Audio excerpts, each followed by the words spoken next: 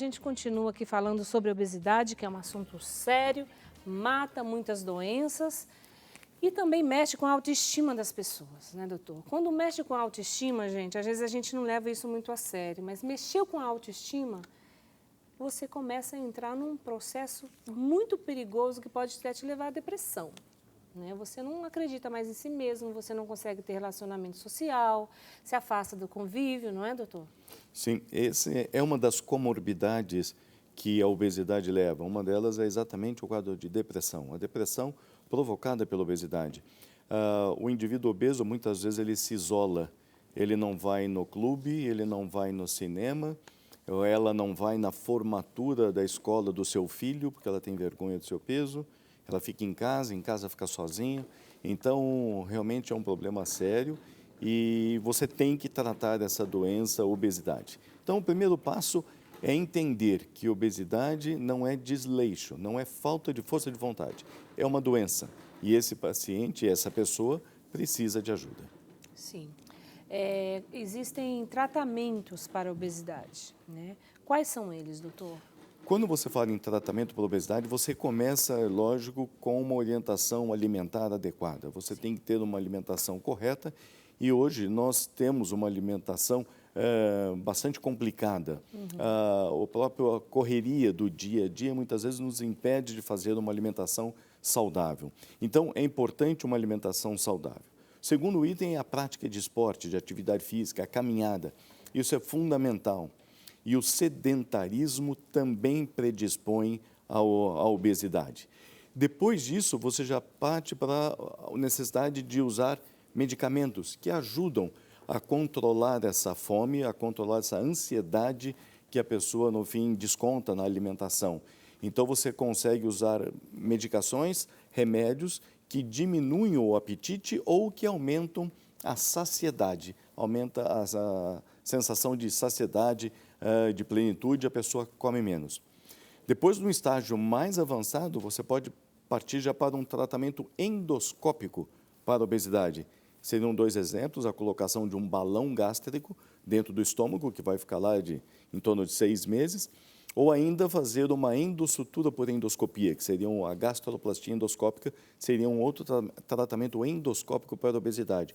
E chegamos até na cirurgia bariátrica, na cirurgia em que você vai mexer no estômago, ou também no estômago e no intestino, fazendo o desvio do intestino, onde você vai conseguir reduzir a ingesta e aumentar a desabsorção daquilo que foi ingerido. Então, existem várias etapas. É claro que para cada um desses tratamentos existe um nível de gravidade da obesidade, né, que a gente classifica, e para cada nível você tem uma indicação de tratamento adequado. Falando da cirurgia bariátrica, né? Algumas pessoas nem são liberadas para fazer a cirurgia bariátrica porque estão muito acima do peso e se torna um fator de risco ali. Sim, isso é importante, dependendo do grau de obesidade, você até tentar fazer com que esse paciente emagreça para poder operar. Então, quando a gente fala em obesidade, a gente usa muito um índice chamado Índice de Massa Corpórea, que é o IMC.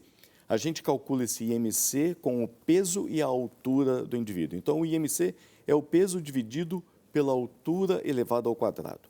A hora que você tem um IMC, para ter uma ideia, um IMC normal em torno de 25, 20 a 25. De 25 a 30 é um paciente que já está com sobrepeso. O IMC de 30 a 35 já é uma obesidade leve, grau 1. De 35 a 40, uma obesidade grau 2. E a obesidade e o IMC acima de 40 já é obesidade grau 3 ou obesidade mórbida. E nós temos pacientes com o IMC acima de 50, que a gente chama de obesidade supermórbida. Esse indivíduo com o IMC acima de 50, as taxas de complicações de uma cirurgia são mais frequentes. Então, o ideal é que ele consiga emagrecer ou com dieta, ou dieta e medicação, ou dieta, medicação e mais o balão gástrico, que ele faça um controle, um tratamento para emagrecer, para depois operar. Então, isso é muito importante. Doutor, falando da cirurgia bariátrica, porque muitos estão recorrendo a ela, né, para emagrecer, por tantas outras razões que não doença também. Agora, se é um distúrbio que está alojado dentro da pessoa, A cirurgia bariátrica resolve de que forma esse distúrbio? Porque ali foi só o físico, mas a coisa continua lá dentro. Perfeito. A mentalidade de pessoa que come, como é que funciona isso? Excelente pergunta. Quando você faz uma cirurgia bariátrica, você diminui o tamanho do estômago. A hora que você diminui o tamanho do estômago, a hora que a pessoa se alimenta, ela provoca uma distensão no fundo gástrico. Essa distensão do fundo gástrico vai mandar um reflexo para o cérebro, que vai dar uma sensação de saciedade precoce, e a pessoa come menos. Então, ela com pouca alimentação, ela já está satisfeita, e é o que ela precisa. Nós comemos muito mais do que nós precisamos. Sim. Então, na cirurgia, você tem uma sensação de saciedade precoce. E a hora que você também faz a cirurgia, você faz com que o alimento chegue na parte distal do intestino delgado mais cedo, mais rápido. Isso também libera enterohormônios, são hormônios que vão atuar no cérebro, levando a um grau de saciedade, diminuindo a fome. Então, a cirurgia ela tem não só um componente mecânico, ela tem um componente hormonal, que atua nesse indivíduo, produzindo hormônios que diminuem a fome e aumentam a saciedade. É interessante isso que o senhor está falando, porque, por exemplo, se você senta diante da mesa do almoço e você come geralmente 5 colheres de arroz, 5 colheres de feijão, dois pedaços de bife, eu acho muito, mas aí o que você faz?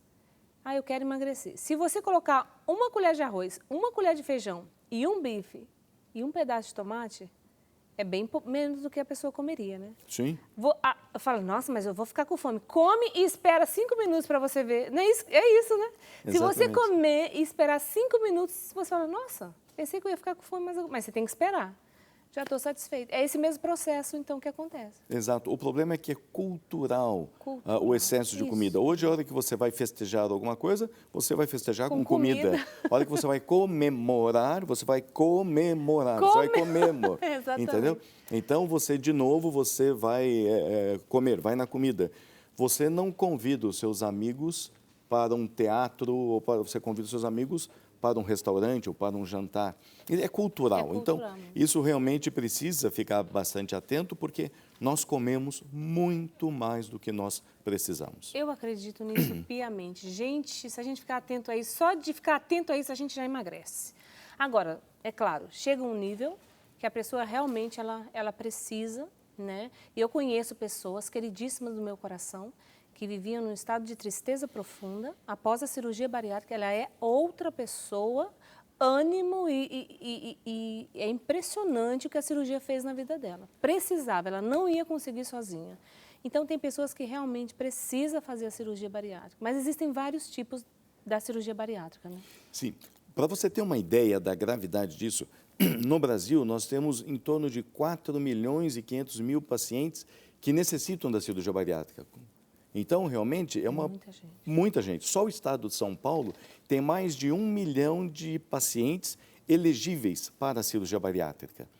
E o que acontece na prática? Nós só estamos operando em torno de 2% dos pacientes que precisam ser operados. Por isso? Vários motivos. Um dos motivos, o paciente não tem acesso a um sistema que ele consiga operar. Um outro motivo, ele não se considera doente. Um outro motivo, ele tem medo da cirurgia. O que é natural esse medo da cirurgia. Então, são vários motivos que levam com que a gente esteja apenas operando 2% da população. E esses 98% que não estão sendo operados é uma população de risco. Ela vai adquirir novas doenças com o passar da idade, com o aumento da idade, com o aumento do peso, e realmente essas doenças vão trazer complicações sérias para esse indivíduo. E quando a gente fala em cirurgia bariátrica, existem alguns tipos de cirurgia bariátrica. Antigamente, a cirurgia era feita com um corte, por uma incisão no abdômen, abrindo-se o abdômen, né? Hoje em dia, a gente já faz a cirurgia por videolaparoscopia, através dos furinhos. A cirurgia videolaparoscópica ela é considerada uma cirurgia minimamente invasiva. Então, as complicações ou a gravidade dessa cirurgia mudou muito, mudou completamente. O pessoal fala, não, eu tenho medo da cirurgia bariátrica. É muito mais grave e muito mais perigoso a doença obesidade do que a cirurgia bariátrica. Olha aí. Ah, eu tenho medo de uma cirurgia bariátrica. Hoje, a taxa de complicação de uma cirurgia bariátrica é equiparada a uma cirurgia de vesícula ou a uma cesárea. né? Entendeu? Então, Tranquilo. cirurgia de Eu já fiz vesícula... 4 cesáreas, tá tranquilo. Entendeu? Tem risco? Não existe cirurgia sem risco. Toda cirurgia tem risco. Mas hoje a cirurgia bariátrica, ela evoluiu tanto, e com a cirurgia minimamente invasiva, com a videolaparoscopia, que a taxa de complicação dela é equiparada a uma cirurgia de vesícula ou uma cesárea. Então, a taxa de complicação é muito baixa. É muito mais grave ficar obeso. Doutor, e a pessoa para fazer a cirurgia não é assim, chego, estou aqui, quero fazer, quero marcar minha cirurgia. Não é bem assim que funciona. Ela passa por um processo de acompanhamento, porque aqui também já precisa começar a mudar a mentalidade, né? Exatamente. Nós seguimos um protocolo internacional que diz o seguinte: tem indicação para a cirurgia bariátrica aquele paciente que tem uma obesidade por mais de 2 anos, aquele paciente que tentou um tratamento clínico para emagrecer com um especialista, com um endocrinologista ou com um médico clínico especialista em obesidade e não deu certo, ele emagrece, depois engorda ou nem conseguiu emagrecer, mas ele tem que ter tentado um tratamento conservador antes. Por quê? Porque, de repente, ele só precisa parar de comer que vai emagrecer. De repente, né? a medicação, a dieta, a atividade física consegue resolver o problema dele. Então, você tem que ter certeza disso. Então, tem indicação para a cirurgia. Quem tem obesidade por mais de 2 anos, tentou o tratamento clínico e não teve sucesso, e que o índice de massa corpórea, aquele IMC, ele seja maior do que 40, que daí é obesidade grau 3, ou maior do que 35, mas já tenha doenças provocadas ou agravadas pela obesidade. E são várias dessas doenças provocadas ou agravadas pela obesidade. O diabetes, a apneia do sono, aquele paciente que ronca e para de respirar, isso é gravíssimo, essa patologia, a apneia do sono, hipertensão arterial, problemas nas articulações, artralgias, artroses, dores osteoarticulares, problemas de varizes, dilatações das veias, paciente que tenha já problemas de colesterol e triglicérides, que a gente chama de uma síndrome metabólica, esse paciente... Falamos sobre isso ontem aqui, hein, gente? Ele tem um risco de desenvolver uma aterosclerose. Então, a lista de doenças provocadas pela obesidade ou agravadas pela obesidade é enorme. Então, se ele tiver o IMC acima de 35 e qualquer uma dessas doenças, ele já tem indicação para a cirurgia bariátrica. Após a cirurgia, a pessoa pode voltar a engordar? Pode. E alguns voltam, né? Pode. Ainda no preparo que você perguntou, tem que passar por uma equipe multidisciplinar. Ele tem que passar com um endocrinologista, tem que passar com a psicóloga, tem que passar com a nutricionista. Realmente, eles têm que estar preparados para essa mudança de comportamento. Porque a cirurgia bariátrica, ela não faz milagre. Nós não operamos a cabeça, nós operamos o estômago e o intestino. E a pessoa tem que estar preparada para essa mudança de comportamento. Por quê? Se depois da cirurgia ela falar o seguinte: não, eu vou poder comer doce à vontade, que não vou engordar mais, errado. Ela vai ter recidiva da sua obesidade. Eu não vou fazer nenhuma atividade física, errado. Ela precisa queimar calorias também. Então, existe sim uma recidiva da obesidade em torno de 20% dos casos operados. 20%. E qual é o perfil desse paciente que tem esse reganho de peso, essa recidiva da obesidade? É aquele paciente que abusa do carboidrato, doces, pães e massas, e é aquele paciente que não faz atividade física. É claro que comer um pouquinho de doce não tem problema nenhum. Comer menos, como é que é? Comer menos do que gasta. Sim. Gastar mais do que come nunca vai engordar. Exato. Então, mudou a cabeça primeiro, faz a cirurgia para depois continuar magro. Exato. Senão vai voltar. Tem que estar preparado para essa mudança de comportamento. Cirurgia bariátrica não faz milagre. Ela ajuda, é um instrumento que vai fazer com que o indivíduo ele consiga perder o peso e perder o peso de uma forma sustentável e não ficar naquele emagrece, engorda, que muitas vezes com dieta e só dieta e medicação, muitas vezes existe essa recidiva da obesidade com maior frequência. Certo, doutor. Então, assim, é uma opção a cirurgia bariátrica, né? Tem várias formas de fazer e a pessoa precisa tomar cuidado onde é que ela vai fazer essa cirurgia bariátrica, né? Precisa ser uma coisa séria, né? Embora seja uma cirurgia, igual o senhor falou, é como uma cesárea, por exemplo, mas você não faz cesárea em qualquer lugar, faz, né? A pessoa precisa também ter esse cuidado. Sim, ela precisa procurar um cirurgião que trate de cirurgia bariátrica, que trabalhe com uma equipe multidisciplinar e também é fácil ela pode entrar no site da Sociedade Brasileira de Cirurgia Bariátrica e Aí Metabólica, fica mais seguro. e ali você tem os médicos que fazem parte, que são médicos já fazendo parte da sociedade, que são especialistas no assunto. Então, ela fica realmente mais segura de que ela está com alguém que está preparado para esse procedimento. Doutor, algumas pessoas dizem assim, ó, eu não sei por que eu engordo, eu não como nada. O senhor acredita mesmo que essa pessoa não come nada? Eu não como. Olha, eu como isso aqui, não é assim que a pessoa fala. Eu como isso aqui no almoço, não como nada, engorda. Eu falo, olha, desculpa, mas eu não acredito que você não come. É impossível a pessoa que come não engordar, não comer e engordar. Não tem jeito. Mas vai que eu estou errada, Não, por isso não. que eu estou fazendo essa pergunta. O que existe são pessoas que podem até comer nem tanto quanto a gente imagina, mas o metabolismo dela é muito lento. Porque você tem um gasto calórico, um índice de metabólico basal. Mesmo se você não fizer nenhuma atividade física, você está queimando calorias. Mas existem pessoas que têm essa taxa de metabolismo muito baixo, principalmente as pessoas que tomam remédio para tireoide, que têm o hipotiroidismo. Então, ela tem um metabolismo mais baixo. Então, às vezes, uma quantidade de comida que para uma pessoa seria normal, para ela já é um excesso, porque ela não gasta nada de calorias no seu dia a dia. Quando a gente fala de metabolismo lento, você Isso. consegue explicar para nós, assim, de uma forma que nós leigos entendamos essa... Então, é exatamente isso. Você tem uma taxa metabólica, você É o que? tem... O nosso intestino? É o nosso estômago? É tudo? Tudo. O seu organismo está trabalhando o tempo todo. Você mesmo parado em repouso, o seu organismo está trabalhando. A massa muscular, ela trabalha o tempo todo. Por isso que é importante não só fazer a caminhada, mas fazer também musculação. Por quê? Entenda isso. Enquanto você está caminhando, você está queimando calorias. Você parou de caminhar, você para de queimar calorias ou você diminui. Quando você faz a musculação e aumenta a massa muscular, essa massa muscular queima calorias 24 horas por dia. Mesmo dormindo, você está queimando calorias. Por isso que é importante as duas coisas.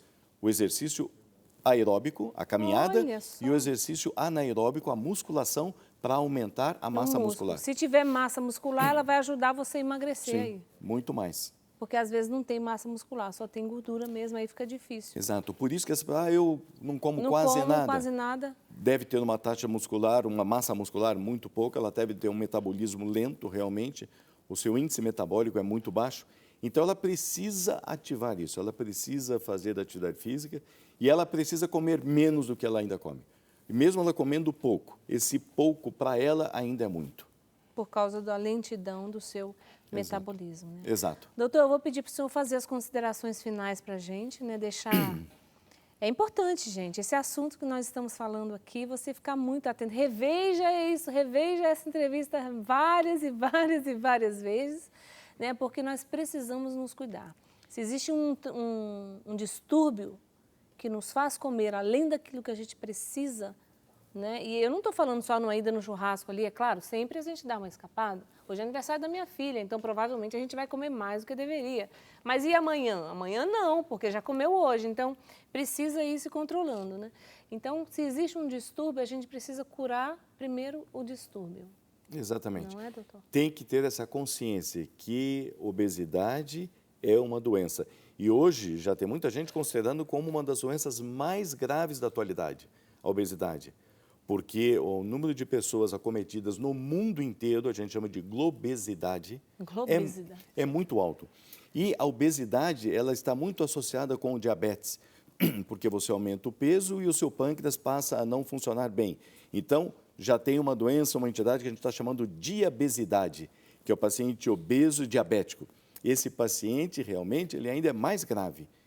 E hoje, ele já tem opção, num quadro de um diabetes mais grave, de você partir para uma cirurgia, que é a chamada cirurgia metabólica, onde você faz esse desvio do intestino, que melhora a função pancreática, para que ele melhore, ou muitas vezes até fique curado e livre dos medicamentos de diabetes.